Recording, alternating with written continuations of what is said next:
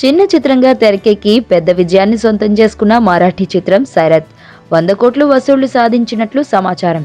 అప్పటిదాకా మరాఠీ సినిమా పరిశ్రమని లైట్ గా తీసుకున్న వాళ్ళంతా ఒక్కసారిగా ఆశ్చర్యపోయారు. మరాఠీ చిత్ర పరిశ్రమ కూడా ఓ బలమైనదేనని ఆ విషయాన్ని సైరత్ చాటి చెప్పింది. పరువు హత్య నేపథ్యంలో తెరకెక్కిన ఆ చిత్రం సృష్టించిన సంచలనాన్ని చూసి రీమేక్ రైట్స్ కోసం ఇతర ఇండస్ట్రీలన్నీ పోటీపడ్డాయి.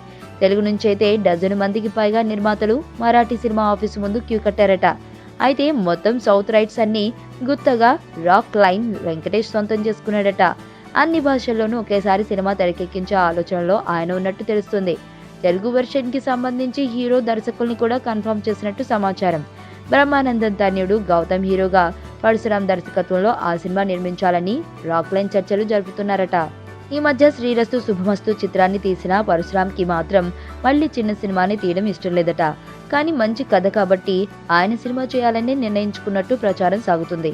మరో 2-3 వారాల్లో ఆ విషయంపై ఓ స్పష్టత వచ్చే అవకాశం ఉంది. పరశురామ్ విషయం ఏమిటో తెలియదు కానీ బ్రహ్మానందం తనయుడు గౌతమ్ కి మాత్రం ఇది గోల్డెన్ ఆఫరే. పల్లకిలో పెళ్లి కూతురు, బసంతి సినిమాలతో ఆయనకి పరాజయాలు ఎదురయ్యాయి. అయినప్పటికీ కథానాయకుడిగా నిలదొక్కుకోవాలని విశ్వ ప్రయత్నాలు చేస్తున్నారు. మరి సైరత్ లాంటి క్లాసిక్ తోనైనా ఆయన విజయం అందుకుంటాడేమో చూడాలి. ప్రపంచంలో ప్రతి ప్రేమ కథ మధురంగా ఉంటుంది.